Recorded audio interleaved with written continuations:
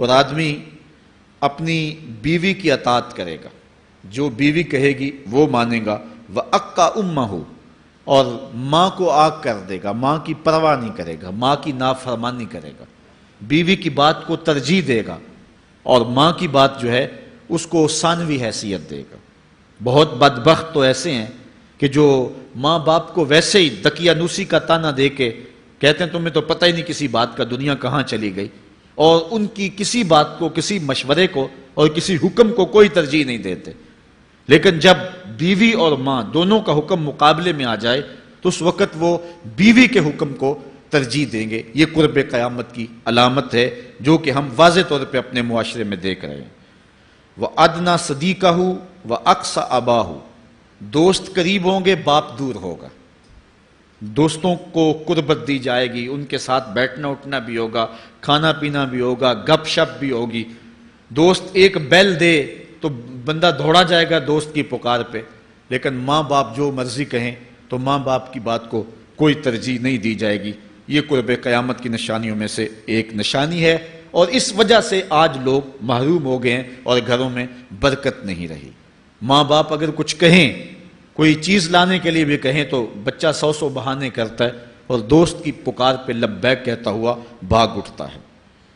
وَظَهَرَتِ الْأَصْوَاتُ فِي الْمَسَاجِدِ، مسجدوں میں لڑائیاں ہوں گی، مسجدوں میں جو ہے وہ آوازیں بلند ہوں گی لڑائیوں کی، ایک دوسرے سے الجھاؤ پیدا ہو جائیں گے۔ آج ہماری مسجدوں میں پنکھا بند کرنے سے لڑائیاں شروع ہو جاتی ہیں۔ یہ بالکل آپ کے قریب ایک شہر میں ہوا ہے، ایک آدمی قتل ہو گیا صرف اس معاملے میں کہ وہ ایک کہہ رہا تھا کہ لائٹ بند کر دو، اور دوسرے نے کہا کہ میں نماز پڑھ رہا ہوں تو تم نے مجھے دیکھا نہیں، اور اس بات پہ لڑائی شروع ہوئی، حتیٰ کہ فائرنگ تک نوبت پہنچی، اور ایک آدمی جو ہے وہ قتل ہو گیا۔ آپ نے اخبارات میں پڑھا ہوگا۔ تو اس طرح مسجدوں کے اندر جو ہے وہ لڑائیاں شروع ہو جائیں گی۔ یہ قرب قیامت کی نشانی ہے۔ وَسَادَ الْقَبِيلَةِ فَاسِقُهُمْ، قبیلے کا سردار سب سے فاسق اور بدتر شخص ہوگا۔ خاندان کا، قبیلے کا، برادری کا وہی سربراہ ہوگا، وہی قائد ہوگا، وہی لیڈر ہوگا، وہی پنچ ہوگا جو جتنا بڑا غنڈہ اور جتنا بڑا بدماش ہے اس کو ہی جو ہے وہ سرپرستی جائے گی۔ شرافت نام کی چیز ہی باقی نہیں رہے گی۔ شرافت کے بل بوتے پہ آگے نہ کوئی سیاست میں آ سکے گا، نہ کوئی خاندان میں آگے آ سکے گا۔ بلکہ اب تو حال ہی ہوا کہ ہماری محافل اور آراس کے اندر بھی جو مہمان خصوصی رکھے جاتے ہیں وہ بھی اس اعتبار سے نہیں رکھے جاتے کہ متقی شخص تلاش کرو جس کو مسند صدارت پہ بٹھایا جائے، جس کو مہمان خصوصی رکھا جائے۔ اس میں بھی یہ دیکھا جاتا ہے کہ کس کا اثر معاشرے کے اندر زیادہ ہے، چاہے وہ اثر و رسوخ اس نے منشیات فروخت کر کے ہی حاصل کیا ہو، کس کی دولت زیادہ ہے، چاہے اس نے وہ دولت لوگوں کا خون نچوڑ کے حاصل کی ہو، وہی مہمان خصوصی ہوتا ہے محفل نعت میں، چونکہ وہ پیسے زیادہ پھینک سکتا ہے۔ اور ایک غریب آدمی جو کہ تہجد کی نماز پڑھنے کا بھی عادی ہے، اس کو جوتیوں پہ جگہ ملتی ہے۔ اس کا قصور صرف یہ ہے کہ وہ غریب ہے اور اس کے پاس حرام کی کمائی نہیں ہے۔ یہ حضور علیہ السلام نے نشانی فرمائی، اور جو آج ہم اپنی آنکھوں سے دیکھ رہے ہیں۔ وَسَادَ الْقَبِيلَةِ فَاسِقُهُمْ، قبیلے کا سردار جو ہے وہ بدتر اور فاسق شخص ہوگا۔ وَكَانَ زَعِيمُ الْقَوْمِ أَرْذَلَهُمْ، اور قوم کا جو سردار ہوگا وہ قوم کا کمینہ ترین شخص ہوگا، یعنی قوم کا جو سب سے کمینہ شخص ہوگا وہ سب سے اونچی والی مسند پہ بیٹھا ہوگا۔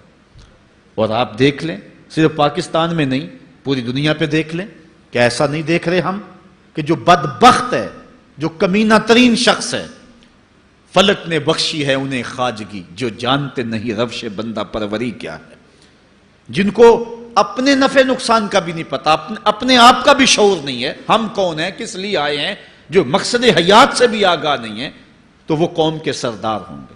سیاسی تنظیمیں ہوں یا دیگر تنظیمات ہوں، الا ماشاء اللہ اکثر حال یہی ہے جو اللہ کے محبوب علیہ السلام نے بیان فرمایا، جہاں کہیں بھی شرافت، نجابت اور اچھے لوگوں کو برتری ہے، آہستہ آہستہ وہ کم ہوتی چلی جائے گی۔